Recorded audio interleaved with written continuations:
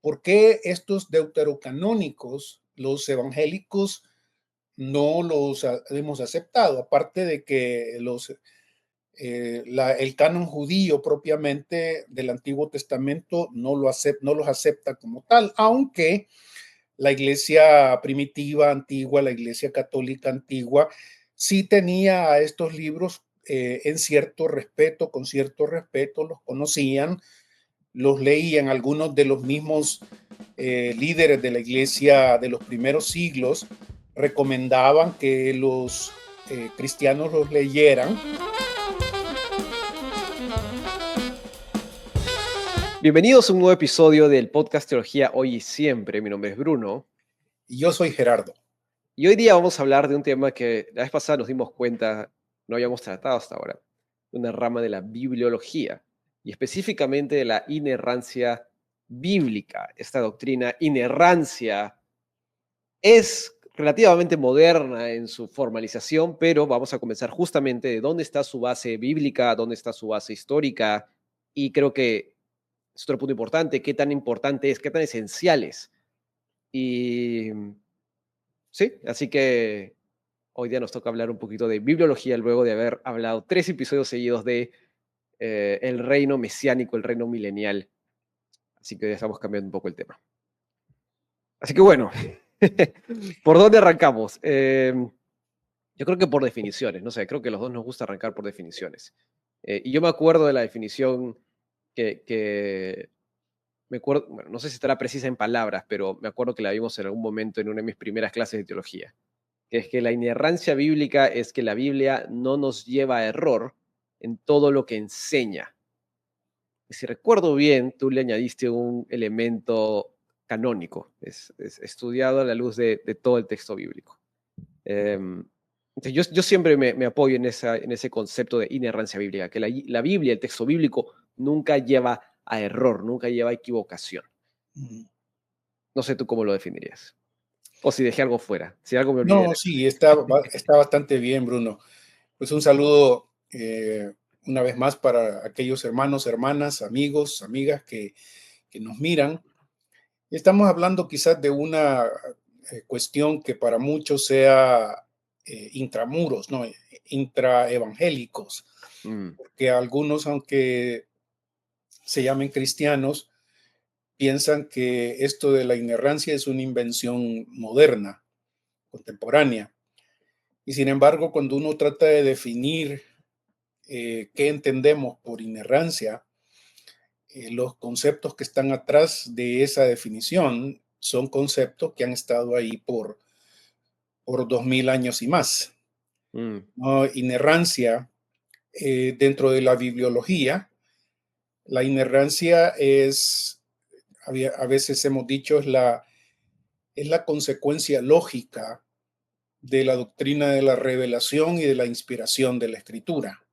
Es decir, si aceptamos que la escritura, los libros canónicos que la iglesia reconoce por su contenido interno principalmente, los reconoce como palabra de Dios, los reconoce como manifestación de Dios, de la voluntad de Dios, y los reconoce también como inspirados.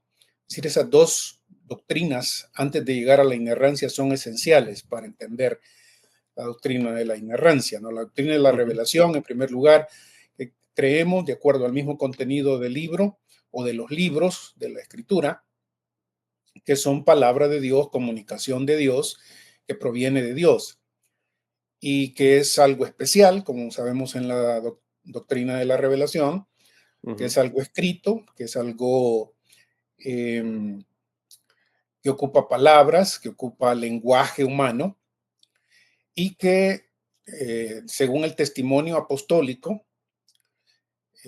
del apóstol Pablo, el apóstol Pedro, la escritura es inspirada por Dios, y la palabra técnica que ocupa el apóstol Pablo principalmente es esta de teosneustos, que significa el mismo aliento de Dios, que la escritura proviene de lo interno de Dios, fue originada por Dios, motivada por Dios, Y Pedro añade también el elemento metodológico de cómo Dios misteriosamente feró a los escritores bíblicos. Esa palabra feró, la palabra griega que aparece ahí en Pedro, habla de esa dirección, esa influencia que Dios realizó sobre los escritores bíblicos para que nos dejaran su profecía, su palabra, la palabra misma del Señor. Entonces, estos dos elementos para definir lo que es inerrancia deberíamos comenzar por ahí, porque si no crees que que la escritura es palabra de Dios y que sea inspirada, te va a costar muchísimo y fácilmente puedes rechazar la doctrina de la inerrancia. De Claro. hecho, uno sospecha a veces que ese es el problema con algunos de los que simplemente no aceptan la doctrina, ¿no? Claro, pero creo que es interesante rescatar que en esto, bueno, si entendemos revelación como Dios se ha revelado, creo que ese es el punto de partida. Si negamos que Dios siquiera se revela al ser humano, ya estamos un poquito complicados ahí. Pero si decimos que Dios se ha revelado, y ese es un punto en el que todos los cristianos, tengo entendido que aceptamos, ¿no? Incluso a veces digo, en el mundo cristiano, para envolver a católicos romanos y ortodoxos, antes de entrar a la discusión de quién es un verdadero cristiano, pero en el mundo cristiano, eh, todos entendemos esto, todos aceptamos esto. Y bueno, de ahí ya por lo menos acotaré que en el mundo evangélico todos entendemos que la escritura es inspirada por Dios al grado que es caracterizada de forma única por el mismo texto bíblico, ¿no? La escritura se caracteriza a sí misma de forma única con este theos neustos, que implica que sale de Dios, ¿no? Y que es una caracterización que no es dada absolutamente nada más en todo el texto bíblico, ni siquiera a la iglesia. Por eso que merece estar colocada en un lugar único y especial. Supremo. Pero supremo, ¿no? Este es ¿cómo se le dice? ¿Cómo le decían en latín? Norma Norma de normans. normans. Ahí está, eso era. La norma que norma todo lo demás de nuestro discurso teológico, lo que creemos de nuestra fe y lo que creemos para nuestra práctica. Pero por el otro lado, Bruno, no debemos pasar por alto que existen muchos movimientos hoy en día, principalmente del lado liberacionista, en Mm, el que se define la revelación de Dios de una manera muy diferente a la que nosotros la definimos, en relación mm, con el texto bíblico principalmente. Aparte de las discusiones otras de la revelación especial o digo general, ujú, natural, muchos de estos teólogos de la liberación y algunos simpatizantes, porque algunos de ellos no se atreven a llamarse teólogos de la liberación, pero cuando observas sus definiciones, la manera de hablar, te das cuenta que aun cuando llegan el nombre de evangélico, tienen una concepción de revelación muy diferente a la nuestra. mm, Hace algún tiempo estaba, con tristeza, tengo que decirlo esto, estaba mirando a un hombre que por mucho tiempo yo leí que era parte de la famosa Fraternidad Teológica Latinoamericana, Pablo Deiros, ujú, escritor de un sinnúmero de libros muy buenos, por cierto. Tiene una historia del Espíritu Santo en la iglesia, pero luego lo encuentro en algunos contextos escribiendo precisamente sobre revelación. Y mm, lo que está describiendo, él hablaba de que la revelación propiamente es esa voz de Dios en el interior del ser humano y que todos por eso lo podemos experimentar y que al tratar de explicar esta revelación y ponerla por escrito, entonces hacemos teología racional. Entonces me doy cuenta que sin decirlo, porque él no ocupa, por lo menos en el contexto en el que yo lo leí, no ocupa la terminología propiamente o el nombre de algunos liberales del siglo XIX, siglo XVIII, Schleiermacher en especial, su concepto de claro. revelación, Dios no habla verbalmente, Dios no escribe en este sentido. No es Mm, algo que viene desde afuera, un mensaje que Dios nos manda de manera proposicional, como decimos nosotros, es decir, en forma de frases, oraciones, palabras.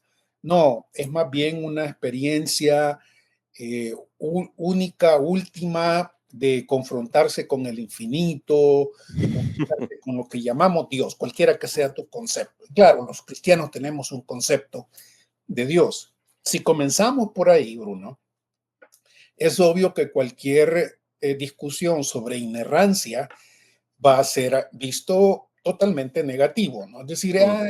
esto es simplemente algo contemporáneo relacionado con el fundamentalismo norteamericano, por ejemplo, He escuchado eso varias veces. lo que uno encuentra en esos círculos.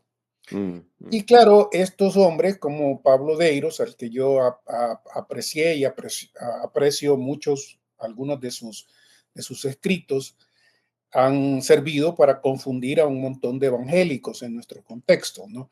Mm. Claro, en otros contextos, quizás no liberacionistas, más bien eh, neopentecostales, eso se ocupa de otra manera, ¿no? Claro. Entonces, este tipo de diálogo, de propuestas teológicas, se toma por estudiantes de teología y empieza a conformarse esa idea de que la escritura, pues sí, es revelación de Dios en el sentido de que fueron hombres ocupados por Dios, Dios les habló a ellos, pero ellos de su interior y de su experiencia pusieron por escrito algo que nos es útil, por supuesto que nos es útil, pero hasta ahí, ¿no? Es decir, esa es la misma idea que tenía el famoso Schleiermacher y su concepto de revelación. Mm. Entonces, debemos decir desde un inicio que si comenzamos con este tipo de entendimiento de qué es revelación, vamos a tener problemas. ¿Para qué hablar de inerrancia? Pues Claro, claro. Ya no, partimos mal, ¿no? sí, entonces tenemos que empezar definiendo que para nosotros la escritura es revelación de Dios proposicional. Eso significa que Él ha ocupado el lenguaje humano, ha comunicado un mensaje a través de lenguajes humanos que pueden ser estudiados, que pueden ser eh, eh, profundizados en su estructura, en su significado objetivo, con toda la carga filosófica que esa palabra Mm, objetiva pueda tener ahí, pero que sí se puede hacer porque Dios ha querido hacerlo de esa forma. Entonces, cualquier otra discusión sobre inerrancia, es obvio, le decís a uno de estos eh, teólogos o estudiantes de teología sobre la inerrancia y se van a burlar de vos, pues. Se van a burlar, se van a decir que vos no has estudiado, vos no has, ¿verdad? Yo siempre hablo, Bruno, de este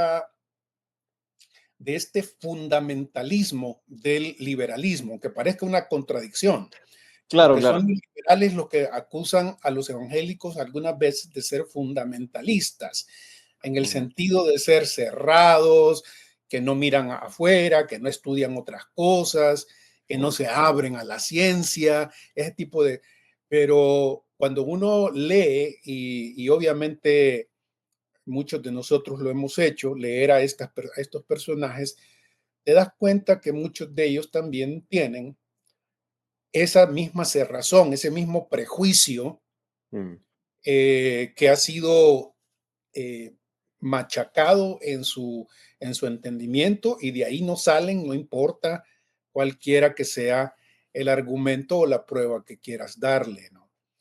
Claro, Eh, claro. Que hay dos cosas ahí que yo siempre, por lo menos hasta ahora, he observado en cualquier autor liberal que he encontrado de cualquier corriente, ¿no? Porque hay algo que siempre observo con autores liberales que van en contra de alguna rama o de alguna doctrina sobre la que todos los cristianos conservadores, diríamos, aceptamos, ¿no?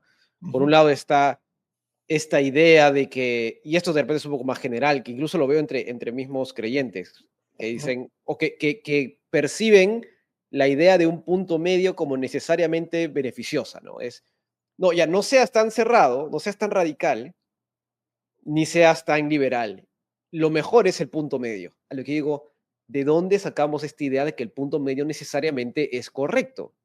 O sí, sea, si a mí me dices, prefieres ser, o sea, yo prefiero ser un radical sobre las cosas que considero son esenciales. O sea, no negocio ni un milímetro, porque es esencial. Llegar a un punto medio no necesariamente es un bien.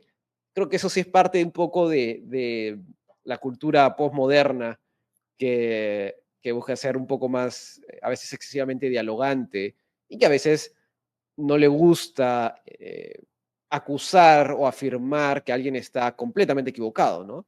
Y esto viene de este concepto posmoderno, ¿no? De la verdad no es objetiva, sino es tu verdad, mi verdad, ¿no? Y la vez pasada conversaba con una persona de Colombia y que es sumamente creyente, ¿no? ujú, Y le decía, es que la verdad es objetiva.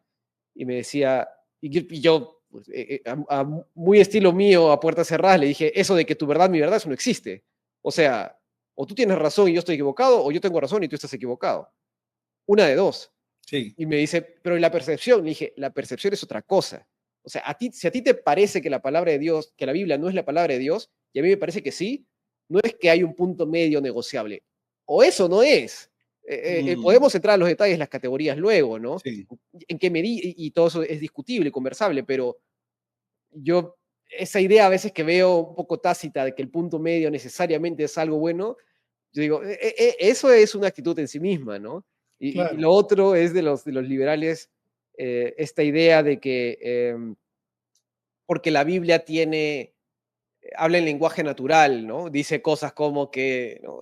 En un lugar el censo es de tantas personas y en otro es de otras y difiere un poco el número. Dice, eso es un error, por tanto tienes que tirar por la borda la inerrancia, ¿no? Y yo me acuerdo mucho de las clases que decías, vayamos a definir qué es un error primero, ¿no? claro, Y ese es un error, o sea, estamos acordando que un error es hablar en lenguaje natural. Si yo te digo que algo mide 18 centímetros y luego mide 20, ¿te mentí? ujú, ¿Necesariamente? ujú, Eh, y creo que eso es parte del mal entendimiento de personas que no necesariamente son teólogos liberales, pero que ven de repente la ignorancia como, "No, estos son muy radicales, ¿no?". Digo, ponte a pensar, bueno, de repente, ¿no? Pero ponte a sí. pensar primero de qué estamos hablando. Sí, esta tendencia posmoderna del diálogo, que en sí mismo el diálogo no es malo.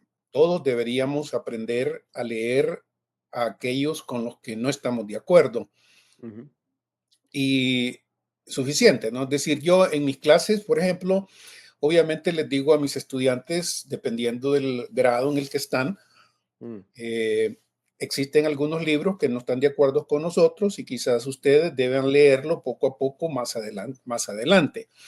En las iglesias es un poquito diferente porque yo no voy a llegar a una iglesia a enseñarles las teorías que otros tienen, ¿verdad? claro. Sobre ciertas cosas. Yo en la iglesia eh, comparto mis convicciones sacadas del texto bíblico, lo que veo en el texto bíblico principalmente. Mm, Pero hablando de ese concepto, si partimos de ahí, Bruno, hablando del concepto de revelación, pongámonos de acuerdo en qué es la escritura. mm, Si la escritura es mensaje codificado en lenguaje humano, hebreo, arameo, griego, tiene cierta objetividad, tiene cierta cómo se dice? Intersubjetividad, es decir, que no se presta simplemente a lo que yo pienso, a lo que yo creo, sino lo que dice el texto.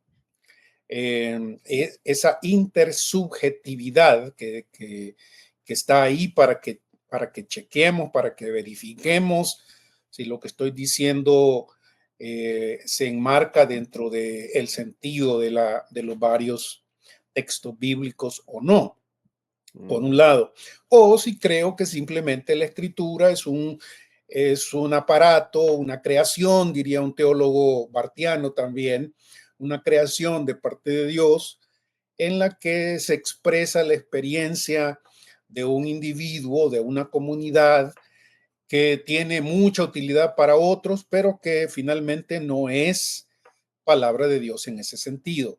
Por Ujú. eso, en muchos textos teológicos liberales y existenciales, neortodoxos, en este sentido, la discusión de la inerrancia no tiene sentido, Claro. porque no es eso lo que se busca. Así ya todos sabemos que es la experiencia la que manda, entonces, ¿para qué seguir?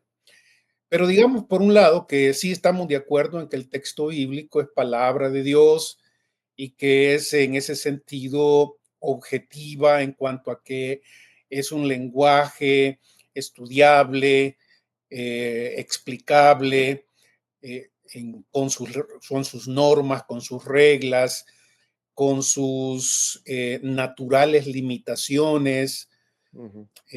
La Biblia es eso, y la Biblia dice, ella misma se identifica como proveniendo de Dios, un mensaje que a través de hombres en lenguaje humano nos ha llegado a nosotros, Ujú. que Dios lo ha querido así, que Dios lo se esforzó por hacer este tipo de comunicación. Eso es lo que nos deja ver Pedro, por ejemplo, que el Espíritu de Dios gobernó, dirigió, controló a los escritores del el texto bíblico para que entregaran en sus palabras la voluntad de Dios. Mm. Si comenzamos por ahí y luego insistimos con la doctrina de la inspiración, ¿no? Que es la otra doctrina importante en la bibliología nuestra y que está conectada con la doctrina de la revelación. La doctrina de la inspiración enseña que este libro no simplemente fue aprobado por Dios. La doctrina de la inspiración no significa que Dios, después de que Pablo o que Pedro o Ezequiel o cualquier otro de los escritores bíblicos hiciera su escrito, pues Dios al mirarlo dijo, ah, sí, está aprobado, ahora le pongo el imprimatur, está bueno. Claro. No, eso no fue de acuerdo al mismo texto bíblico, no fue lo que sucedió. Dios estuvo presente, de acuerdo a la doctrina de la inspiración, en el origen, la motivación, de dónde proviene este texto. Proviene de la iniciativa de Dios, proviene del corazón, de lo interno de Dios, del Espíritu de Dios. Ha sido su voluntad de entregarlo. Eh, y luego, no solo eso, sino que de acuerdo con Pedro, él supervisó a los escritores misteriosamente. ¿Cómo lo hizo? Nunca, ningún teólogo que se, que se dé de conocedor del texto bíblico y en la historia de la teología ha logrado ni se ha propuesto explicar el misterio de cómo Dios puede controlar sin anular la personalidad de un individuo, qué es lo que éste va a escribir y cómo va a escribir y las palabras que va a hacer.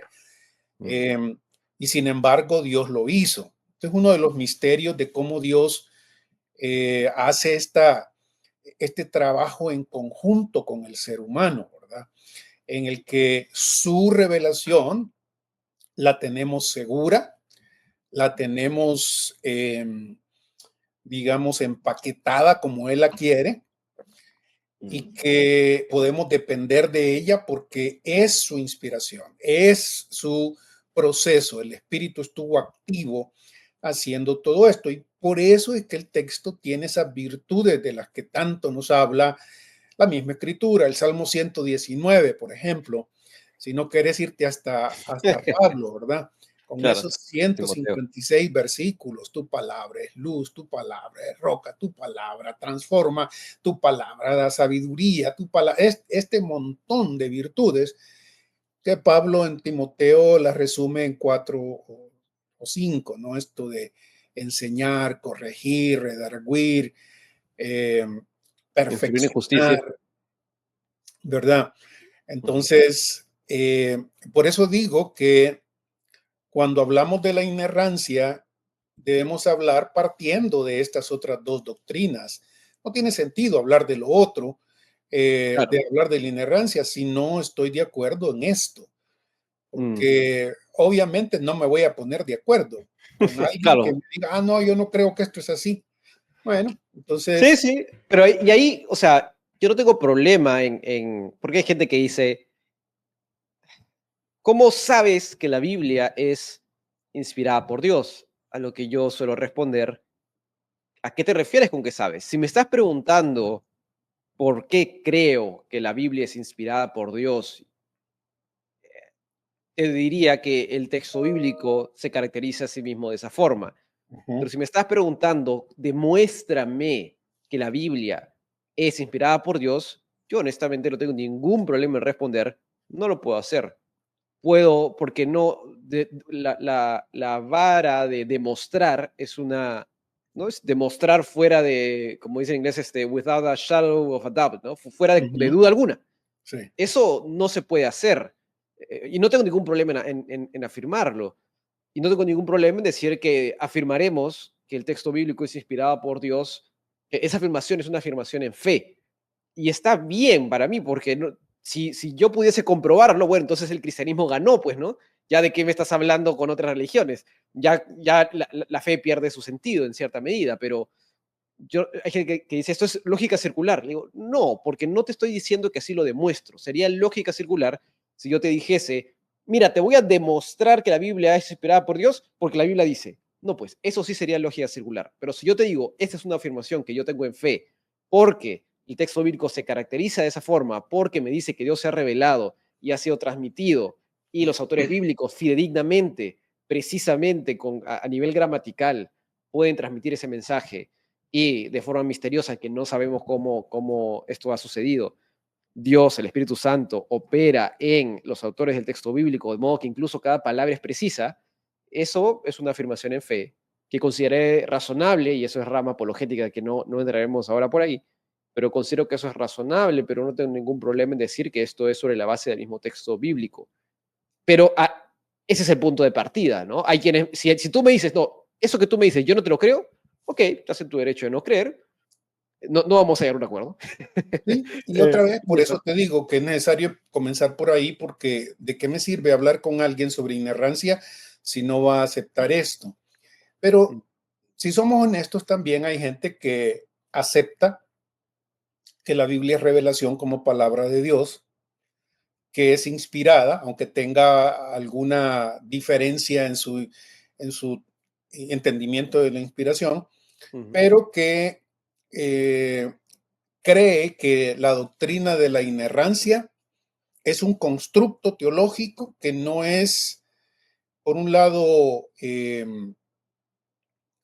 necesario, ujú, por otro lado, no es correcto, mm, no es algo que deba defenderse. Y ahí es donde entramos en conflictos, porque hay muchos de nosotros que creemos que la doctrina de la inerrancia es importante, es necesaria, porque afirmarla es también, es una, lo pondríamos de esta forma, el producto que Dios ha hecho, el trabajo de Dios sobre este mensaje, eh, debe reflejar las características de su autor. Y ahí vamos entrando ya propiamente en la doctrina de la inerrancia. La escritura es inerrante en virtud de su origen y en virtud del trabajo de supervisión que el Espíritu Santo hizo. Ahora, ¿qué significa la doctrina de la inerrancia? Porque aquí también va a haber un montón de caricaturas de las que debemos hablar, ¿no? mm, Para muchos, la inerrancia es simplemente un asunto en el que cuando uno empieza a hablar con ellos, te das cuenta que están mal interpretando el texto bíblico y acusan al texto bíblico de ofrecer información que simplemente no es correcta, de acuerdo a sus criterios, ¿no? No conocer la escritura no conocer el propósito de la escritura y no conocer, fíjate lo que voy a decir aquí, no conocer las limitaciones de la escritura, les hacen a algunos pensar que el texto bíblico, para que sea inerrante, no tiene que tener ningún tipo de limitación. Claro. Y para mí es muy útil dentro de esa doctrina de la inerrancia hacer una diferencia fundamental entre definir qué es un error y al definirlo comparar error con limitación. Mm. Limitación no es igual a error. Error es algo que se comete sabiendo que se puede cometer y aún así dejándolo ahí. Mm. Una de las razones porque varios de los libros deuterocanónicos del Antiguo Testamento, los evangélicos, no los aceptamos, es precisamente porque ellos reconocen esta posibilidad de error, que ninguno de los otros libros canónicos lo hacen. Si lees, por ejemplo, tengo aquí a la mano en mi Biblia, eh, una La de Biblia Jerusalén, ¿no? y la Biblia de Jerusalén. Sí. Alguien en los comentarios detectó qué tal la Viliata. O sea, yo sabía que estabas leyendo de otra, pero no detecté que era la de Jerusalén. Alguien en los comentarios del video pasado dijo, Gerardo está leyendo de la Biblia de Jerusalén. Y yo, mira, no la había detectado. Cierto, esta es la Biblia de Jerusalén de Latinoamérica. Ajá. Una Biblia reciente, muy buena, por cierto. Aparte el traductor nunca es totalmente objetivo, eh, ni siquiera nuestra sacrosanta Reina Valera 1960, ¿verdad? Que es una excelente traducción. Mm, Pero si somos sinceros, toda traducción es una interpretación y obviamente claro. no ese es el tema ahorita, pero aparte de lo, digamos, típico de esta traducción de la Biblia de Jerusalén latinoamericana, que es una traducción católica y por eso incluye los deuterocanónicos, es decir, los apócrifos del Antiguo Testamento. Aparte de eso y aparte de algunas cosas en su traducción que algunas veces coloca rezar, por ejemplo, cuando la palabra no es rezar, ¿verdad?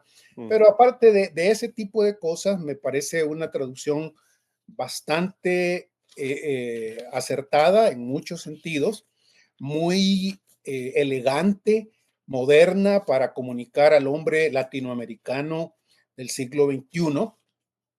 Además de que ha sido hecha no solo por un solo hombre, entonces eso le da cierto tipo de más, ¿cómo se dice? Los traductores son responsables ante otros, ¿verdad? De mm, saber por qué se está traduciendo esto.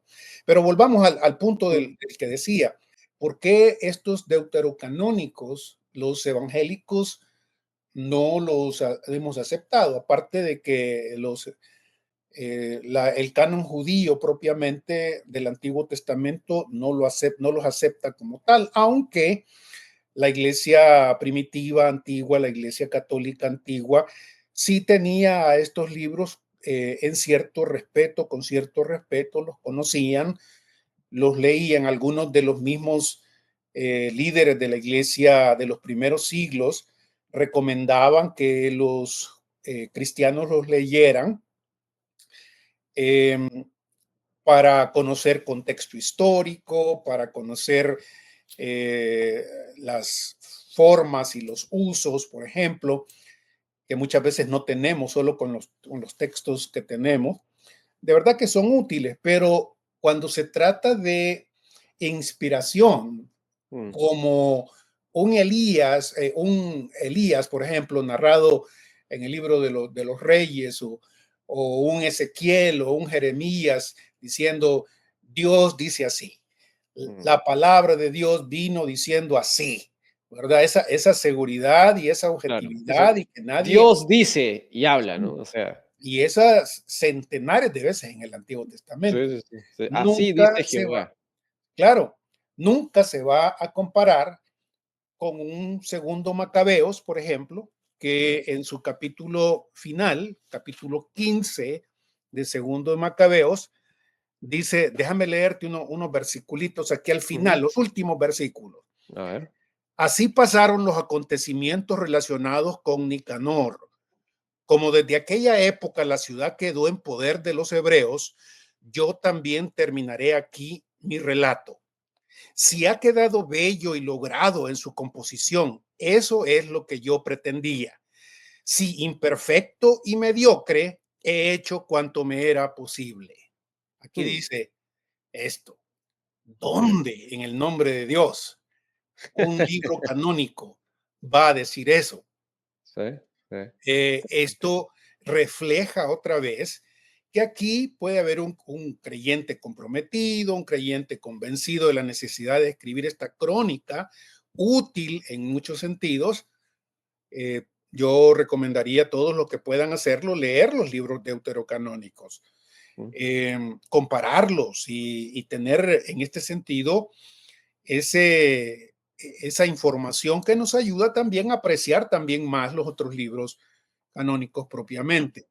Claro. Eh, entonces, a lo que digo, a lo que voy, ¿no? Es decir, Sí, sí, el sí. texto dice que es inspirado, es producido, es supervisado, el producto es el producto de Dios y al mismo tiempo nos dice los resultados que se ofrecen a aquel que con este tipo de convicción se acerca al libro, el resultado experimentado, Mm.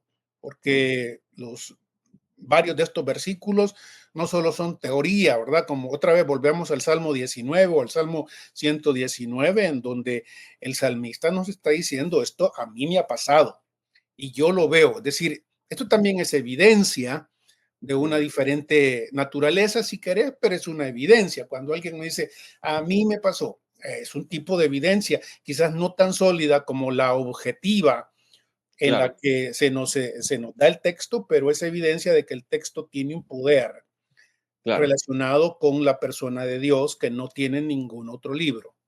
No, interesante lo de, honestamente no había caído en cuenta en esto de Según de Macabeos. Ahí estaba proyectando una traducción que es interconfesional, la BHTI, que, bueno, me gusta porque me acuerdo muchas veces, bueno, dos cosas, ¿no? Uno, está disponible en internet de forma gratuita, así que es fácil de acceso.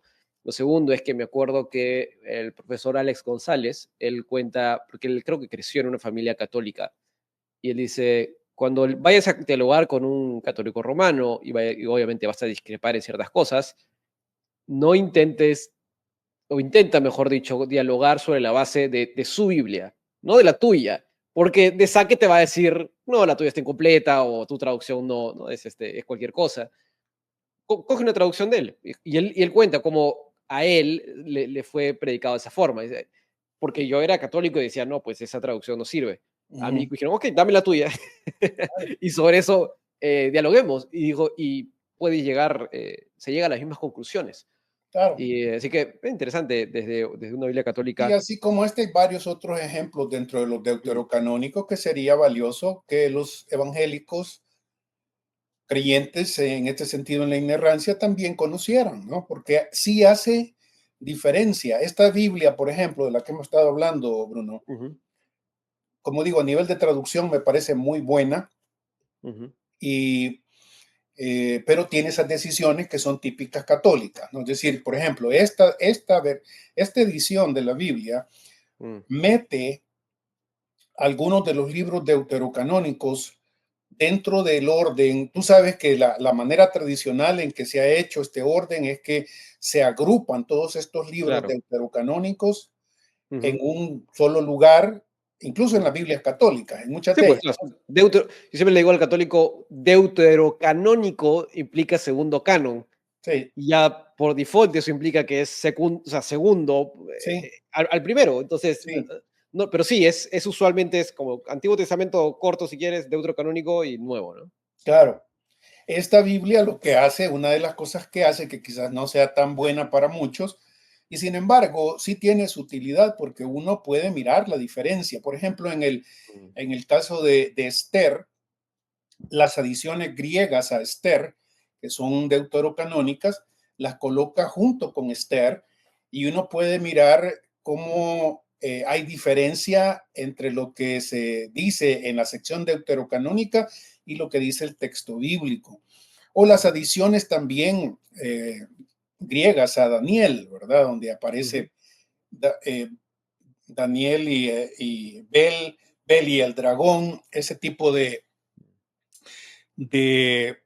narraciones que después de venir leyendo los 12 capítulos de Daniel en un tenor formal, de repente, de una manera abrupta, si está pegado ahí, entras en un mundo mitológico completamente, en un mundo mágico, mitológico, que obviamente, aun cuando en Daniel hay mucho de sobrenatural, no es igual. Cualquiera lo puede mirar. Deberíamos hacer ese tipo de ejercicio.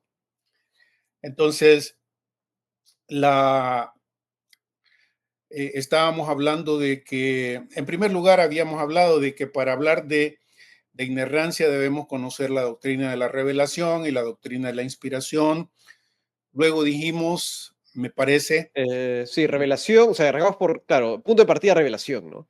Si rechazamos que Dios se revela de forma proposicional, como lo comentas, Dios decide revelarse, si rechazamos eso de saque ya estamos en problemas, ¿no? Y que viene de parte de Dios, que no es que sea, como dirá Schleimacher, Gesult, ¿no? Esta sensación de dependencia que tenemos de Dios, que el problema es que uno lo lee Schleimacher y dice, sí, yo entiendo que mi vida depende de Dios, ya, pero él no se refiere solo a eso, se refiere a algo más. Pero bueno, si rechazamos eso, ya no no tiene podemos sentido hablar de hablar de inerrancia. inerrancia. Y lo segundo es el lado de inspiración, ¿no? Si rechazamos que Dios ha obrado sobrenaturalmente en los autores bíblicos y que por lo tanto cada palabra que ellos han escrito es palabra de Dios, también ya, que es la doctrina de la inspiración plenaria, como, y aquí jalé mi libro de Bultmann, como gente como Bultmann va a negar, por ejemplo, que está bueno leerlo sabiendo de dónde parte, ¿no? Si Oh, llegamos ahí, ya no, ya estamos en cero, ¿no? sí, no te metas en esas honduras todavía. Qué bárbaro. Déjame que te instruya un poquito más Pero no es sobre tan largo. mi mitología, hombre. Este es el, Pero este es el cortito, este es el corto. sí, yo No, sé, no pero he, no he jalado hay el varios otro. libros de él claros, buenos en cuanto a comunicarse, pero hay obviamente un problema serio en Sí, su sí. entendimiento, ¿verdad? Uno lo lee y dice, ok, ya entiendo. O sea, por ejemplo, este ensayo que es cortísimo, ¿no? De exégesis, es posible una exégesis sin presuposiciones, ¿no? Tú lo lees, el título y dices, bueno, obviamente todos tenemos presuposiciones, ¿no? Pero cuando lo lees con detenimiento dices, ya sé por dónde estás yendo, Ajá. ya sé por dónde vas. Pero hay que leerlo con esa Está bueno, está bueno, perspicacia. está bueno. Si después me Pero salís con alguna herejía por ahí, te voy a tener que este, cancelar la instruir en amistad. justicia. No, pero aquí tengo el otro, el de Olson, contra la teología Ok, liberal. Roger Olson, Sí. ese no lo he visto. Mira, ese es bastante nuevo, aparentemente, ¿no? Sí, me lo mandó Patmos hace no mucho. Te digo, para balancearlo, ¿no? Ok, Con este me hago más liberal y con este regreso. sí, Olson es bastante, aunque pues es un hombre conocedor, ¿verdad? Sí, sí, es un buen teólogo que diferiré es Hay arminiano, si varias recuerdo bien. cosas ahí. Sí, Vale es la un pena católico. leer a Olson también.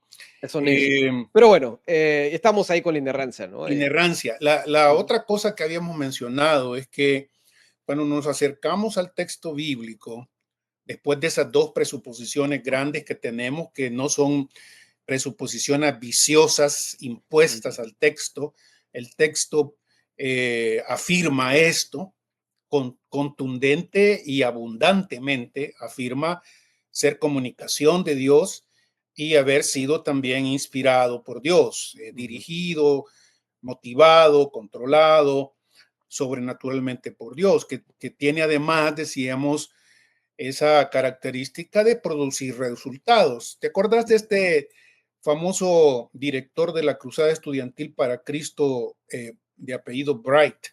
él tenía su forma de evangelizar bien, bien interesante. Él simplemente cuando se encontraba una persona no creyente, con el que después de hablarle de lo esencial del evangelismo, la persona quedaba con una negativa total, ¿no? Simplemente le decía, mira, hagamos un trato, lee la escritura, lee el Evangelio de Juan, por ejemplo, pero sinceramente, y ahí está la clave, ¿va? Sinceramente, y mientras la lees con sinceridad, háblale al Dios del que se te habla ahí, y dile que te confirmen lo que está leyendo. Es una dimensión quizás subjetiva, si vos querés, pero también debe tener un lugar dentro de nuestra bibliología, porque la bibliología testifica de que en ella Dios nos habla, en ella Dios habla, Dios tiene un mensaje para nosotros. De ahí quizás la insistencia, hasta la náusea para algunos, de predique la escritura, hable la escritura, porque esta tiene ese elemento que ningún otro libro pueda tener, ninguna biografía de otro lado. Aquí en los estados les encanta leer biografías de todos, ¿verdad? Y está bien, y tener tantos libros, ¿verdad? Como nosotros tenemos, pero ninguno de esos libros tiene el poder que tiene la escritura. Entonces, eh, junto con esto, habíamos hablado de que al acercarnos al texto bíblico, debemos hacer diferencia cuando ya estamos tratando de entender la doctrina de la inerrancia. eh, Nos acercamos al texto bíblico tratando de definir qué queremos decir con error, qué es un error propiamente y qué es la otra palabra, limitación. Eh, Error no es igual a limitación, limitación no es igual a error. Y en esa discusión, Bruno, a mí siempre me ha servido bastante la comparación, que desde esto viene desde siglos atrás en el cristianismo, comparar salvando las grandes diferencias, lo que sucede en la persona del Señor Jesús y lo que sucede en la escritura. Okay. ¿En qué sentido? En el sentido de que la escritura es un producto que incluye el elemento humano y el elemento divino. Se nos dice, esto, que la escritura sea divina no le quita el elemento humano.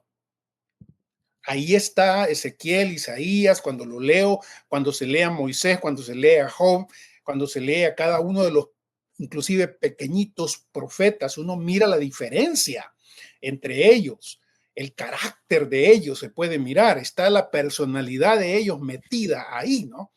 Estaba terminando esta mañana de leer Nehemías, por ejemplo, y me sorprende Nehemías porque muy diferente al libro que antecede, que es Esdras, contemporáneos y todo, pero esa característica de Nehemías de decirle a Dios, acuérdate, Señor, lo que yo hice por ti. Acuérdate, Señor, de lo que eso no lo encuentro en otros y sin embargo él lo hace 3, 4 veces en el libro. Todo esto, insisto, creo que me estoy tratando de comunicar en esto. Cuando vamos al texto bíblico, encontramos un libro cargado de divinidad, por un lado, y cargado de humanidad por el otro. No podemos fácilmente despegar una cosa de la otra. De hecho, cuando se trata de hacer eso es que se cae en ciertos abusos. O Claro. cuando se trata de absolutizar una sola de las cosas, se cae en todo tipo de abusos. Y en este sentido se parece mucho a lo que en la historia de la iglesia se ha tratado de hacer con la persona del Señor Jesús, en donde tenemos también a un hombre completo, total, y a Dios totalmente en esta única persona. Algunos movimientos han tratado de reducir únicamente al Señor Jesús a un hombre, un profeta, el levionismo, ¿verdad? Tradicional, el hombre exaltado, el hombre, el profeta escatológico. pero que sea Dios, esto es algo que ahí va Bultmann, ¿verdad? Con su manera de ver el asunto. Este es un juicio tardío, o Richard, ¿verdad? A final del siglo XIX, este es un juicio de valor que Jesús no lo tenía. Entonces, separan la deidad y dejan solo la humanidad. Y claro, con la humanidad encontramos una deformación de lo que era Jesús. Pero al otro lado también es cierto que cuando nos olvidamos que Jesús es completamente hombre, totalmente hombre, podemos crear también otro extremo, otra herejía fácilmente identificable con aquellos que pensaban que Jesús no era hombre, Claro, ¿verdad? El claro. gnosticismo en especial, Marción, por ejemplo, obviamente Arrio, eh, en algunas de sus tendencias, pero al hacerlo, los evangelios gnósticos, por ejemplo, presentando al niñito Jesús haciendo las Claro. palomitas de... Palomas, claro, claro. O portándose mal y ¿cómo es? Ay, no recuerdo cuál es. Creo que es el de Tomás. El que Jesús como que se porta mal y usa sus poderes para vengarse de los niños y le dicen, José, corrige Jesús, ¿no? Y José le dice, pórtate bien. Pero, pero, Claro, entonces, mira, yo ocupo esa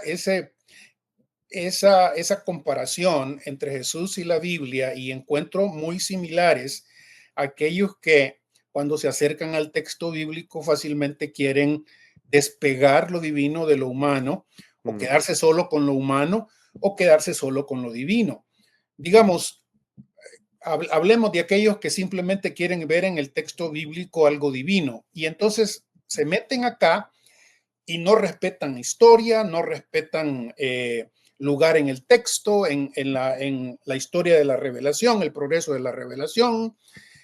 Simplemente encuentran palabras bonitas que quieren conectar por todos lados y sacan toda una teoría loca, pero de aquellas locas, ¿no? Acabo de estar viendo a una mujer que supuestamente es pastora hablando de que la Trinidad no es una Trinidad, sino que la Trinidad, Padre, Hijo y Espíritu Santo es creada por Elohim, ¿verdad? Sí, sí, sí. Bueno, no sé si lo viste en una de mis stories, pero yo también lo vi y o sea, lo compartí para decir las ridiculeces que se nos Está, ocurren, ¿no? Y pero es dije, Dios ese mío. tipo de personajes que a veces no respeta para nada para decirlo de alguna forma, historiedad Mm, de la escritura. Con eso lo que quiero decir es que el texto bíblico tiene una localización histórica, tiene un lenguaje histórico.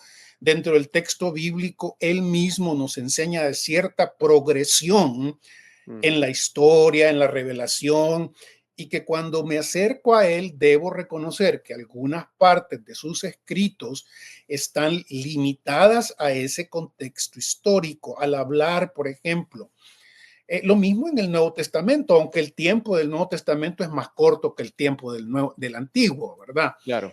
Entonces, desfiguro al texto bíblico si lo tomo de esa manera mágica, espiritual, digamos, y en ese sentido fundamentalista, ¿verdad? Sin conocer este tipo de cosas.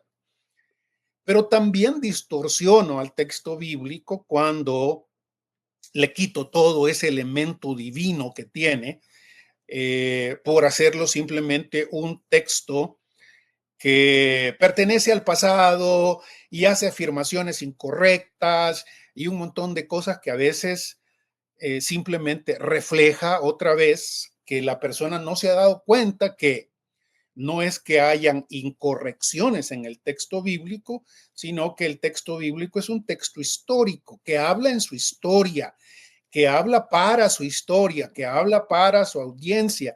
Y ese es un tema teológicamente complicado. Es decir, no solo en el Antiguo Testamento, porque obviamente tenemos diferencias enormes humanas entre un pueblo que vivió, digamos, aproximadamente hace 3000 años en otro lugar de la historia, en otro momento de la historia, en otra cultura, y nosotros en el siglo XXI, con otro lenguaje, con otra manera de percibir la vida.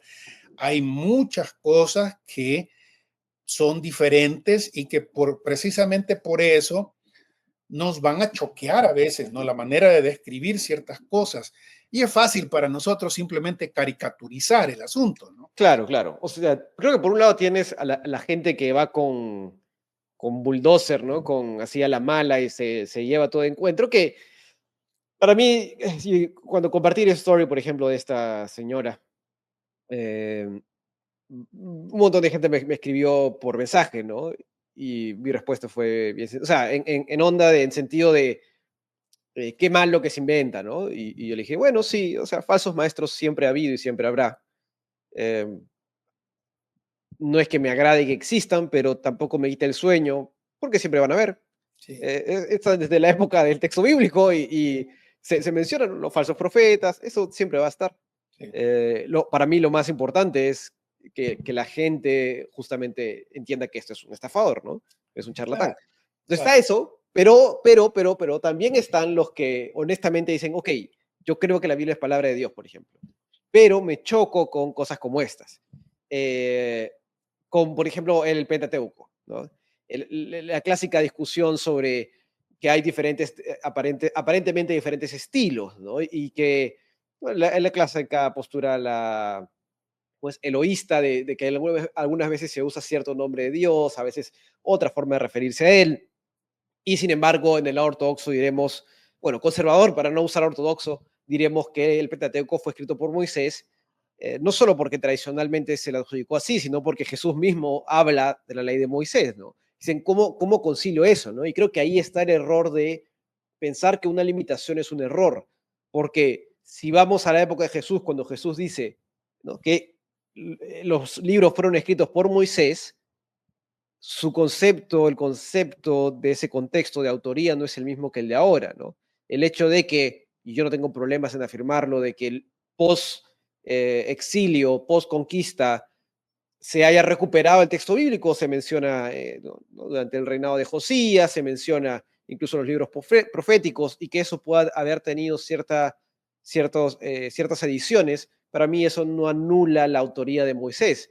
Y no tengo problema en decirlo, el hecho de que yo puedo en fe creerlo también, ¿no? Ujú. Porque es cierto que probablemente sea muy complicado, ¿no? Hasta que de repente hay algún descubrimiento arqueológico más adelante, pero eh, creo que sí hay ciertas discrepancias o ciertos cambios, cierta evolución en el lenguaje, pero para mí si el Señor Jesús dice que eso es de Moisés, yo voy a tomar eso como autoritativo, ¿no? Pero Claro. creo que hay personas que quieren dar ese paso, pero que dicen, me choco contra eso, ¿no? Sí, Choco con esto y creo que va a un error de, bueno, a un concepto de o es uno o es otro, a lo que digo, no necesariamente es uno u otro, ¿no?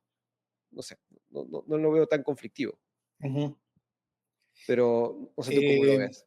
O sí, cómo resuelves tú eso, o cuando alguien te llega con ese tipo de preguntas, que las he visto bastantes veces, ¿no? Como, sí, es cierto. ¿cómo concilias eso? ¿Cómo concilias lo otro?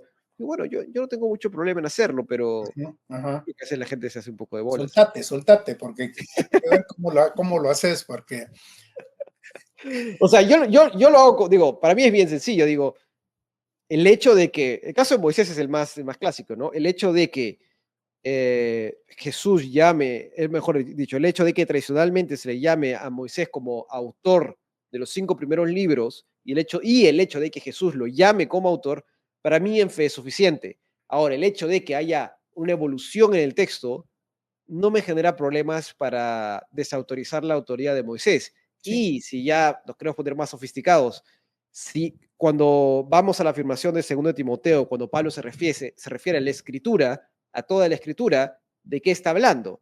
Está Ujú, hablando en ese momento cronológico de los escritos del Antiguo Testamento. Entonces, Pablo, ¿qué versión conoce? La claro, versión que le llegó. Por lo sí. tanto, Pablo está declarando autoridad e inspiración del texto bíblico en la forma en la que le ha llegado, que de repente no fue directamente de la pluma de Moisés, pero está adjudicando la inspiración divina a también ese proceso de transmisión, ¿no? Que no solo va a la transmisión del momento en el que Moisés escribió el Pentateuco, sino también va a la transmisión y al guardar los mismos rollos, ¿no? El mismo texto bíblico, lo que hoy llamamos el texto bíblico. Claro. Entonces, a mí no me genera choque, digamos, pero no sé, veo a gente que, nuevamente, quitando a los charlatanes y estafadores que no merecen siquiera Ya estar te en la vas enojando, conversación, ya te vas enojando. Tranquilo. no merecen siquiera estar en la conversación. eh, Hay gente que creo que sí le choca un poco, ¿no? Y yo una vez sí fue un poco duro respondiéndole a un hermano Ajá. que dijo, yo hice un video sobre la inerrancia, ¿no? Y me dijo, no todo, comentaron como, no todos los cristianos creen en la inerrancia. Y dije, yo creo que tácitamente sí, un verdadero creyente, aunque no tenga el concepto de qué es inerrancia, al sólidamente afirmar que la Biblia es palabra de Dios y tratarla con sumo respeto y autoridad, Ujú. estamos creyendo tácitamente, Sí, aunque no sea explícitamente, en un concepto de inerrancia. claro. Y que hay que hacer varias cualificaciones, como algunas de las que acabas de hacer, Mm, ¿no? Es decir, y lo que hemos estado tratando de hacer aquí, mm, error, limitación, y sobre eso tenemos que explorar un poquito más, ¿verdad? Principalmente en esa comparación que te hacía con el Señor Jesús, porque a veces claro. no hemos dado cuenta de cuán necesaria es hacer esa separación entre, ¿tiene el texto bíblico algún tipo de limitación? Ujú, Hay una limitación histórica del texto bíblico, una ubicación histórica desde donde el texto bíblico habla, y no solo me habla a mí, le ha hablado a decenas de generaciones de cristianos y más, ¿verdad? Y judíos durante esos 3000 años más o menos, en donde ha estado disponible para que se oiga o se lea. Pero hay limitaciones o no, aun mm, cuando digamos que es inerrante, inspirada y revelación. Lo claro. mismo que decimos sobre el Señor Jesús. Dios completo, sin ninguna duda, hombre completo, sin ninguna duda, sin errores. Jesús no se equivocó. Jesús, si se equivocó, tendríamos problemas severos. Y sin embargo, sí tenemos que decir que él de su propia boca nos dice que como hombre estaba limitado. Y tengo que quitar esa frasecita como hombre ahí, porque a veces se malentiende cuando uno lo dice así. Jesús en su ministerio, en su carne, como dice Ireneo, ¿no? En las días de su carne, eh, vivió una experiencia limitada en relación con su deidad. Es decir, hay cosas que él no conocía. Hay cosas que él misteriosamente se ha limitado, se ha autolimitado él para no conocer y así ha vivido en medio de nosotros, Mm, autolimitado, tiene limitaciones, pero decir que está autolimitado el Señor Jesús no significa que haya cometido errores. Prácticamente lo mismo se puede decir del texto bíblico. El texto ujú, bíblico tiene limitaciones, por ejemplo, la manera, y esto lo hemos hablado al entender la doctrina de la inerrancia. La escritura habla en el lenguaje del pueblo, del tiempo en el que se escribió. Tiene modismos, tiene figuras, tiene maneras de expresión típicas del tiempo en el que se escribió para que se entienda en el tiempo que se escribió. No pretendamos quitarle esas maneras de expresión o decir que esas maneras de expresión son errores, cuando en realidad son expresiones de la limitación histórica contextual en la que se escribió el texto y en el que se lee el texto para provecho no solo del educado hombre del siglo XXI, sino para aquellos nómadas en realidad, como eran los israelitas, eh, que muchos de ellos no tenían educación, las grandes mayorías apenas un poco, y que en la medida que va pasando el tiempo es este texto el que los va educando, mm, ¿verdad? Entonces, esa diferenciación es fundamental para entender la doctrina de la inerrancia. Yo no puedo decir que Josué se equivocó cuando le ora a Dios que pare el sol en Gabaón, ¿verdad? Ah, mire, es un error porque sabemos que el sol no es el que se mueve, sino la tierra la que se mueve. Esa es una sandez, honestamente. Es una tontería. Es Ah, como, o sea, tú nunca dijiste, qué bonito salió el sol hoy día, ¿no? O sea, sí, en este momento te detengo y te digo, el sol no sale.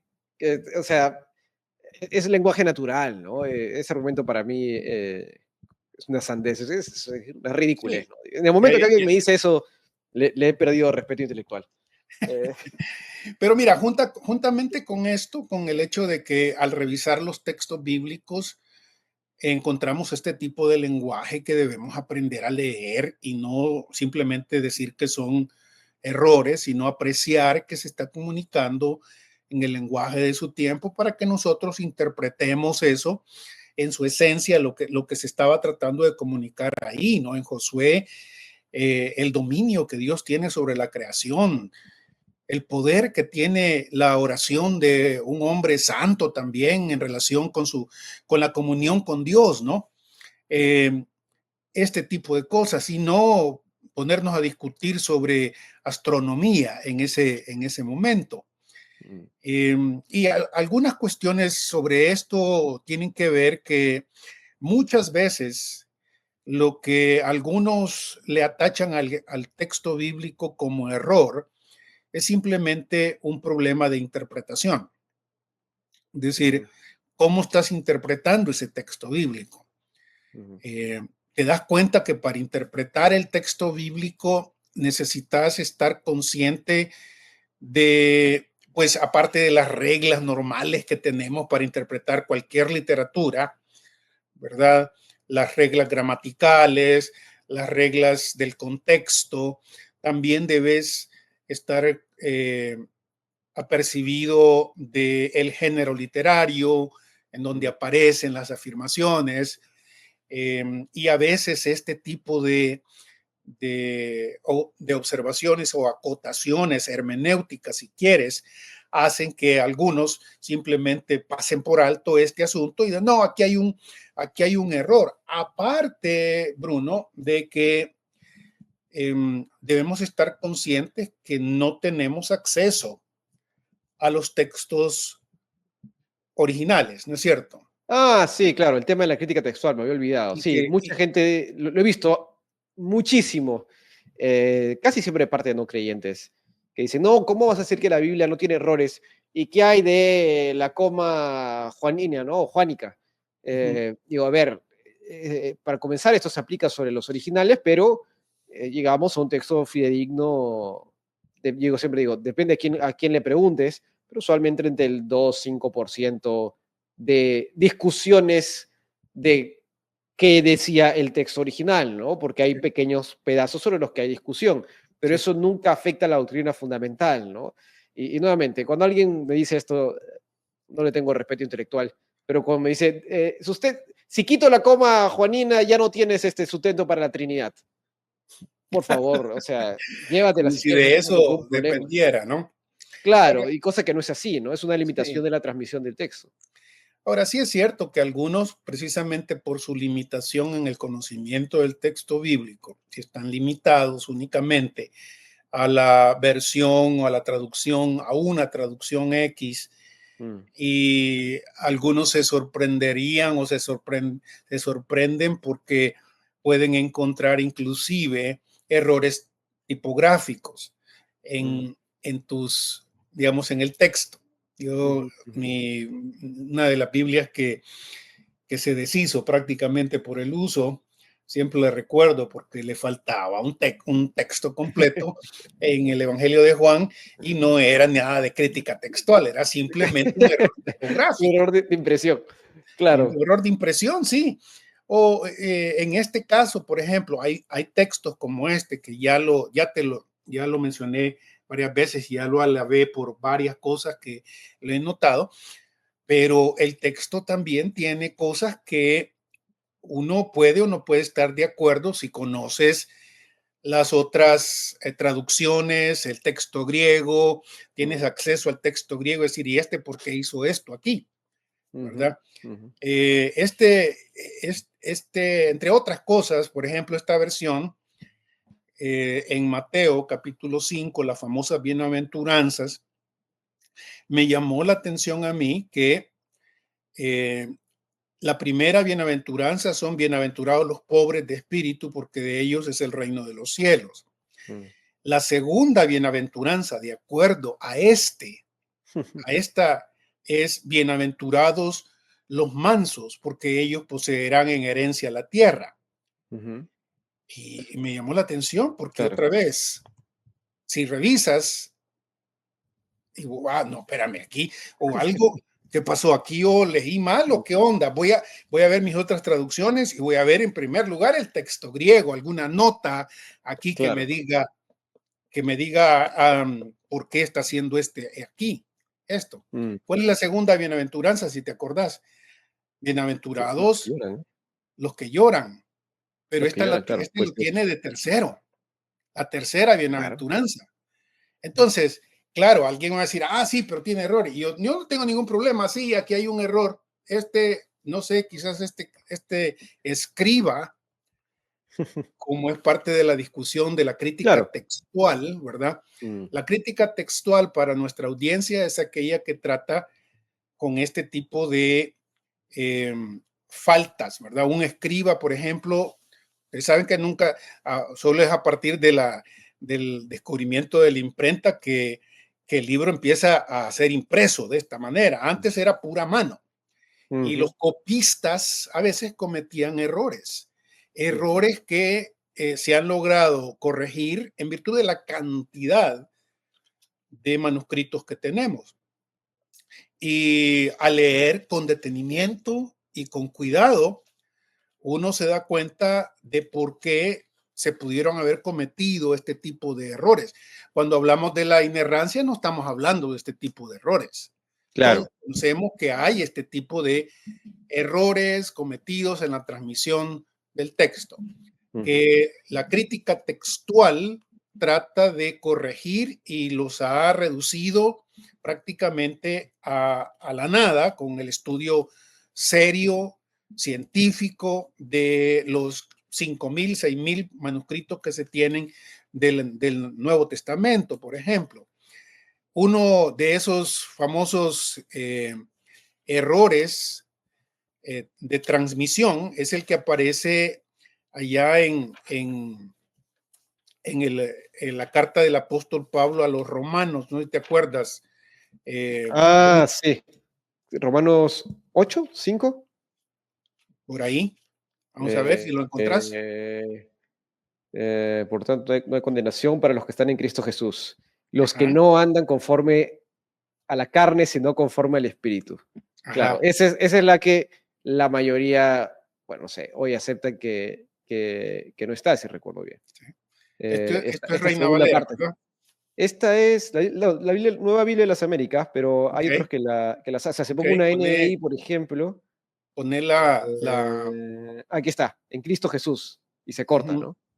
ahí Y hay, está. hay quienes, y aquí hay una nota, a ver si va, Hay una nota. aquí está, que es variación, que los que no viven según la carne, sino según el espíritu, ¿no? Este es Sí, un texto de la crítica textual discutido, ¿no? Que sí. hay gente que dice, le han quitado, siempre, bueno, esa la puedo entender, o sea, esto sí no es fácil en absoluto, ¿no? Porque si yo he crecido, por ejemplo, mi abuela que ya falleció, pero ella decía, yo no me acuerdo de esto, pero una prima me cuenta, que es como Reina Valera, ¿no? Ujú, Y claro, si una persona mayor o que está acostumbrada y toda la vida ha leído Reina Valera, le das ujú. otro texto y le dices, no, pero es que está este tema de la crítica textual, te va a decir, no me vengas con vainas, déjame a mí con la Reina Valera y no me quites versículos, ¿no? Que Claro. lo puedo entender, es como, entiendo, ¿no? Pero claro, si uno quiere ser un poquito más juicioso con el estudio, en realidad muy probablemente este complemento que tiene otras versiones no estuvo en el Y original. la explicación que se coloca ahí, que tiene sentido, ¿no? Sí, sí, sí. Por un lado está el hecho de que existen muchísimos otros manuscritos. Esto lo hablábamos Bueno, en uno de nuestros podcasts, ¿no? Contestando algunas preguntas. sí, sí, El sí. hecho de que la crítica textual lo que hace es, con base en los manuscritos que se han recuperado a través de la historia, que son muchísimos, más de casi 6.000 manuscritos, según nos dicen los expertos, de varias partes del Nuevo Testamento. Estos se ordenan por origen y generalmente se reconocen tres lugares de donde, familias le llaman ellos, de donde vienen los manuscritos. Y al cotejar esa cantidad enorme de manuscritos, es fácil detectar por qué, en qué parte ciertos manuscritos añaden algo o quitan algo, como en este Mm, preciso caso, ejemplo. mm, Entonces, según la mayoría de los expertos aquí en crítica textual, lo que nos dicen es que es más fácil. Existen ciertas normas, ciertas leyes que ellos siguen, ¿verdad? Para, para entender por qué se pudo cometer este tipo de error tipográfico, si quieres.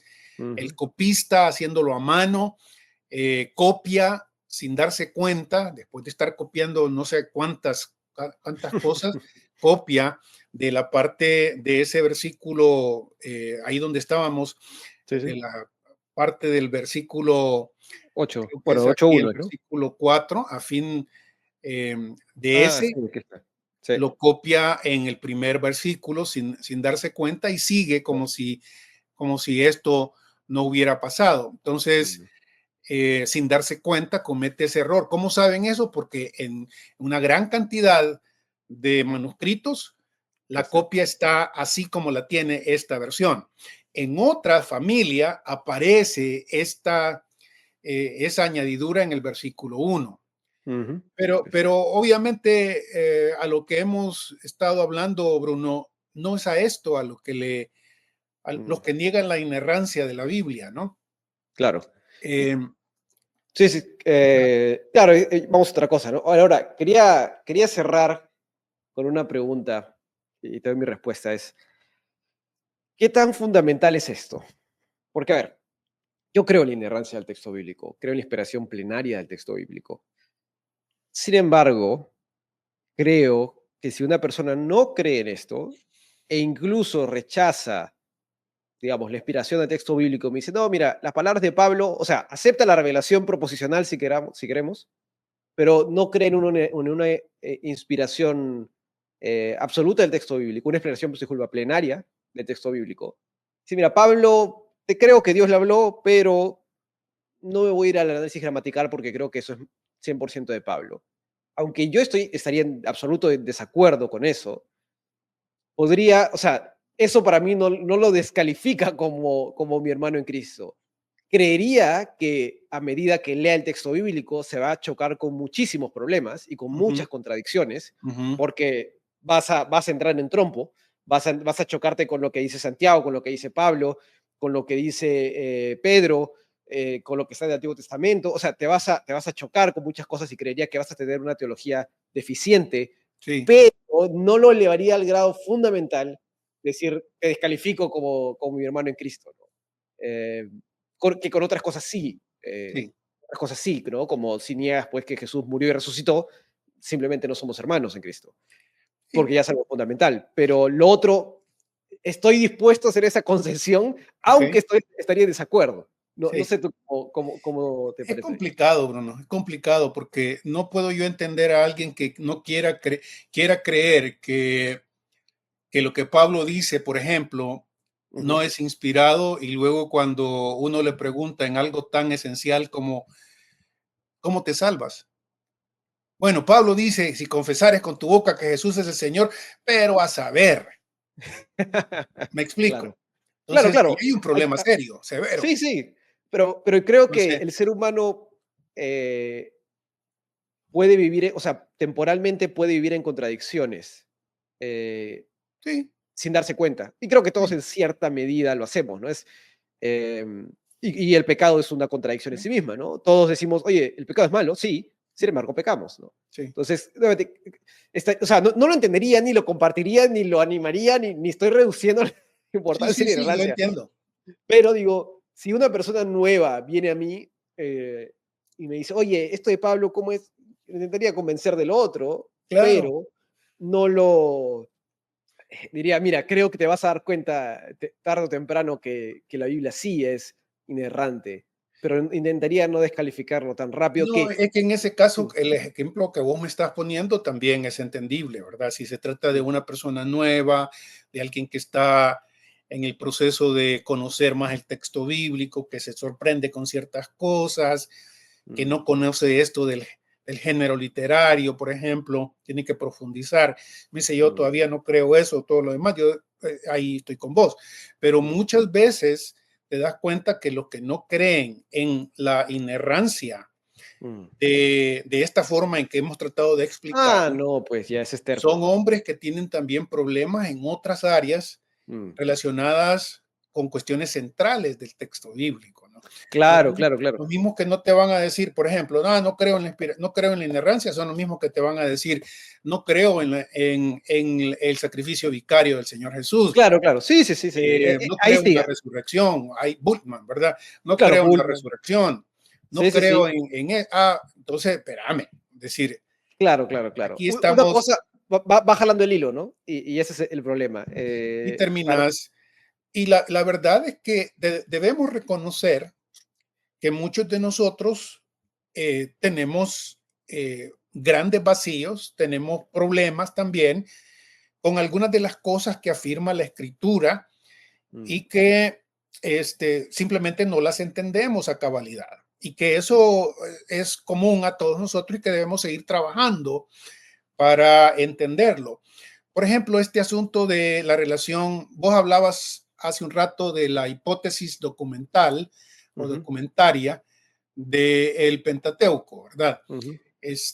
Si fue Moisés o si fue otro, si le ayudaron a Moisés. Yo pienso que no hay duda que a Moisés lo ayudaron también. Y la Ujú. misma tradición judía tiene todo un aparataje explicando de cómo pudo haber sido eso, ¿no? Interesante leer la Mishnah sobre eso.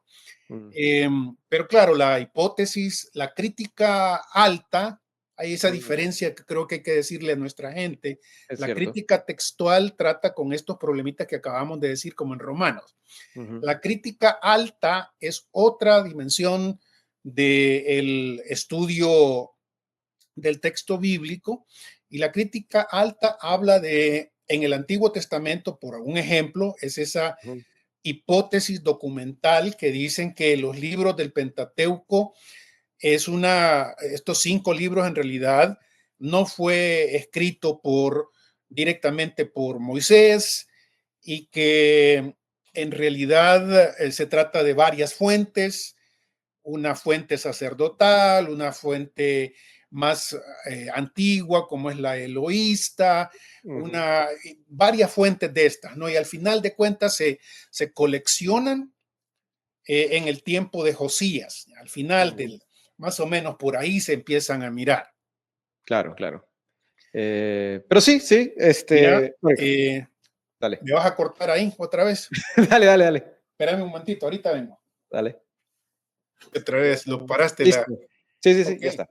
pues te decía que una de las cosas que debemos reconocer los evangélicos y a veces quitarlo como peso, porque algunos de este tipo de cosas les pesa enormemente a algunos, Ujú, se afligen porque, claro. Te porque tocan el pueden nervio, ¿no? encontrar Dice. un error en la escritura, por ejemplo.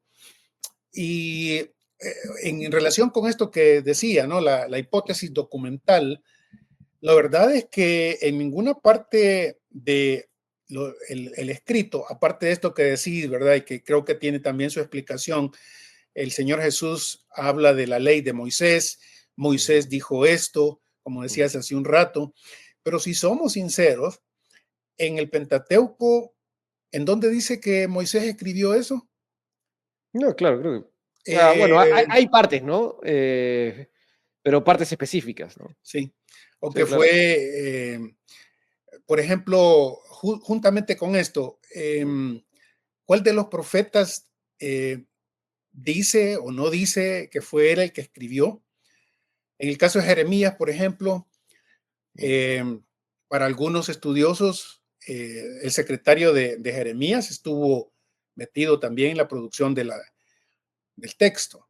claro. El libro de Crónicas, ¿quién los escribió? El Hay libro de los hipótesis, ¿no? Reyes, ¿quién los escribió? Claro. Jueces, ¿quién lo escribió? Mm, Es decir, a veces hacemos depender la inerrancia o la inspiración de la escritura sobre cuestiones que el mismo texto bíblico no las hace depender. mm. En el Nuevo Testamento, por ejemplo, Con los sinópticos pasa algo similar, ¿no? en los sinópticos, ahí Bultmann, lo que estás leyendo, lo vas a encontrar diciendo un montón de cosas también, algunas muy valiosas, por cierto. El estudio de los evangelios sinópticos es riquísimo, la verdad, y hay tanto que aprender de esa comparación que se hace entre los mismos evangelios. Y te das cuenta de cuán poco conoces, aunque hayas estado leyendo la Biblia por años. Mm, Diferencias entre los evangelios que cuentan, vaya, la limpieza del templo. ¿Cuándo sucedió? ¿Al inicio del ministerio del Señor Jesús, como lo tiene Juan, o al final, como lo tienen los sinópticos, Mateo, mm. Marcos y Lucas? Algunos para solucionar esto van a decir, no, porque para solucionar esto van a decir, no, es que hubo dos. Claro. Hubo dos. Y uno le dice, espérame, que si hubo dos, es peor el problema. Claro. Por intentar Porque, solucionar, terminas embarrándola más. exactamente, porque ninguno de los cuatro evangelios dice que hubo dos. Claro. Hubo una O también con limpieza. el tema del sermón Entonces, del monte, ¿no? Es que la gente también se enreda. exactamente, el sermón del monte fue en un sermón dado en un monte, como dice Mateo, o fue en un valle, como dice Lucas. Ujú, Mateo capítulo 5, Lucas capítulo 6. ujú. ¿Cuántos endemoniados hubo en Gadara? Sí, sí. ¿O cuántos ciegos hubo en Jericó? Yo digo, ¿cuántos quieres que haya? ¿Qué Sí, respuesta te deja tranquilo? sí. No, mira, el estudio del género literario de los Mm, evangelios te revela, te ayuda a entender que no son errores. ujú, Que Mateo tiene una predilección por las duplas, que Jesús pudo haber sanado no solo uno, dos, tres, y sin embargo Mateo dice dos, mientras que los otros, Lucas dice uno, por ujú, decirte algo, ¿no? ujú, Em, Ese tipo de observaciones no caben dentro de el error de la escritura porque ignora el género literario de los evangelios. No ujú, son biografías como cronológicas, por ejemplo, como nosotros esperaríamos que una biografía cronológica en nuestro tiempo contemporáneo se diera. Son obras teológicas con un propósito específico y el material que tienen lo ordenan y lo arreglan con ese propósito. De ahí que Mateo, por ejemplo, ocupe el elemento de los montes. En el Evangelio de Mateo, los montes tienen gran relevancia, mm. no lo mismo en Lucas. Pero eso no significa que Jesús no haya dado su enseñanza en un monte o que no haya dado esto en un valle, por ejemplo. ¿Cuánto duró el ministerio del Señor Jesús? Si lees a los evangelistas, te dirán más o menos un año Mm, por la deducción que puedas sacar. Lees Juan y te dice, no, aquí hay 3 Pascuas por las que ujú, pasó el Señor Jesús. Entonces, ¿quién tiene la verdad? Si querés comparar a los evangelios como si fueran cronologías precisas, de la misma manera en que ciertas biografías se escriben hoy, vas a encontrar todo tipo de diferencias así, pero no te das cuenta que tanto Mateo, Marcos, Lucas y Juan lo que tienen es un tema teológico y con ese tema teológico van ordenando y haciendo énfasis que no son mentiras, son sacadas de su experiencia y de la ayuda de Dios, por supuesto, también el Espíritu, recordándoles cosas para que hagan énfasis en ciertas cosas que su iglesia necesita. El Evangelio de Juan, por ejemplo, dicen los sinópticos que Jesús no les enseñaba a las multitudes, mm. sino a través de parábolas. Pero Juan, vas a Juan y en realidad no encuentras de las parábolas que los sinópticos te dan. Encontrás sermones que Mm, ocupan figuras literarias parabólicas también, pero no son las mismas. Entonces, ¿en qué quedamos? Pero pero leer de manera completa, total, profunda, respetando este género literario de los evangelios, te llega a conocer que aquí más que cronología, más que precisión cronológica, hay un tema que se quiere desarrollar con un énfasis preparado por Dios y su Espíritu para que su iglesia lo reciba con agradecimiento y lo nutra en este sentido, la nutra a la iglesia frente a sus problemas. Ya me iba a meter en otro camisa de once varas aquí metiéndome a hablar de Bultmann, pero eso es para otro podcast, ¿verdad? Sí, sí, sí. Está Donde bien. hablamos, pero entonces creo yo, Bruno, ya casi al terminar esto, que el asunto de la inerrancia debe basarse en esto, en estas varias cosas que hemos hablado, reconocer que la interpretación del texto bíblico es algo profundo, que no, como decía yo ayer o antier, no, la interpretación de la escritura y su teología no es para niños, es para hombres y mujeres que han estado en el ministerio, que tienen testimonio y que tienen conocimiento del texto bíblico a profundidad. Yo me atrevería a decir, fíjate esto, que la gran mayoría de campesinos judíos del tiempo de nuestro Señor Jesús sabían mucho más Biblia que la mayoría de evangélicos hoy en día, de estos que no tienen ningún tipo de educación bíblica, ¿no? Que simplemente han estado en la iglesia oyendo mensajes motivadores, oyendo mensajes emocionantes, ya. Entonces, claro, cuando uno le dice esto, les dice a la gente, necesitas meterte en el texto bíblico hasta sudar el texto bíblico si es necesario, para que entonces puedas pasar cierto tipo de juicio sobre lo que es el texto bíblico. No, responde uno casi enojado ahí, ¿verdad? Nadie necesita ese tipo de academia, nadie necesita ese tipo de estudio, porque el Señor lo hace de manera espiritual. Y yo le digo, sí, fíjense que los campesinos de allá no necesitaban eso. ¿Estás seguro? ¿Estás Sí, seguro? yo sí he escuchado eso, ya por ir cerrando con esta pareja con la que conversamos una vez por semana, y me dicen que tienen amigos, digamos, que dicen eso, ¿no? Y dicen, pero ¿cuál es la educación que tuvieron los discípulos? Digo, bueno, no sé qué llamarías tú todos los años que pasaron junto con Jesús día y noche. Ujú, Yo llamaría eso, sí, discípulo, o sea, es un discipulado, es una ujú, educación, es dialogar con el texto, claro. dialogar con Jesús directamente, ¿Eh? y además de eso, el conocimiento cultural de un judío sobre la escritura, sobre el Antiguo Testamento, que hoy llamamos el Antiguo Testamento, no Ujú, es lo que hoy en día se conoce, ¿no? Es otra cultura que está sumamente interrelacionada con las escrituras, con la sagrada escritura, ¿no? Por claro. eso que cuando Jesús dice, ¿no? Ustedes, dice, habla, ¿no? Van a la escritura y la escritura da testimonio de mí, Sí. es una declaración tan fuerte, justamente, Ujú. porque no es lo que decimos, bueno, este libro habla de esto, ¿no? No, es la sagrada palabra de Dios, ¿no? Entonces, decir que el estudio no es necesario, digo, ok, dale, quédate con eso si quieres, pero Y te enojaste otra vez. no, no, digo, bueno, ahí se acabó la conversación para mí, ¿no? ¿De qué vamos a conversar? Pero bueno, eh, Sigamos hablando de eso, hermano. sí, sí, sí. Hay mucho más que hablar de esto, pero quizás como introducción, esta hora y algo que hemos estado Mm, sobre la inerrancia es valioso. sí, sí. Pero bueno, gracias a todos por ver, por escuchar.